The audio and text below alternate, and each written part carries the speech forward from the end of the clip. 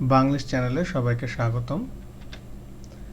আজকে আমরা ব্রিটিশ এবং আমেরিকান ইংলিশ গ্রামারের একটা পার্থক্য নিয়ে কথা বলবো। Just, ever, already and yet এগুলো হচ্ছে অ্যাডভার্ব। এগুলো যদি কোনো সেন্টেন্সে বসে তাহলে ব্রিটিশ রুল অনুযায়ী সেই সেন্টেন্সটা হবে প্রেজেন্ট পারফেক্ট।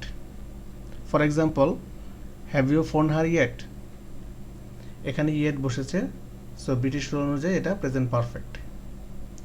কিন্তু আমেরিকান ইংলিশে সেটাই হবে simple past. For example, did you phone her yet, এখানে ইয়েট বসেছে, কিন্তু আমেরিকান রুল অনুযায়ী এটা সিম্পল পাস্ট হবে। আরও কিছু এক্সাম্পল দেখা যাক। Have you already eaten, already adverb বসেছে, সো ব্রিটিশ রুল অনুযায়ী present perfect tense. Did you eat already, American rule অনুযায়ী past simple. Azim, you have missed him, he has just left, just adverb বসেছে, so British rule অনুযায়ী present perfect, and he just left, American rule অনুযায়ী past simple.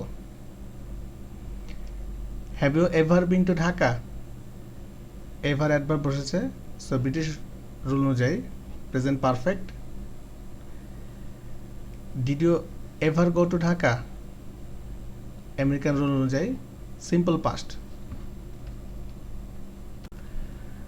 তাই আমরা বলতে পারি যেটা present perfect in British English সেটাই past simple in American English, যেখানে দুই জায়গায় অর্থ একই।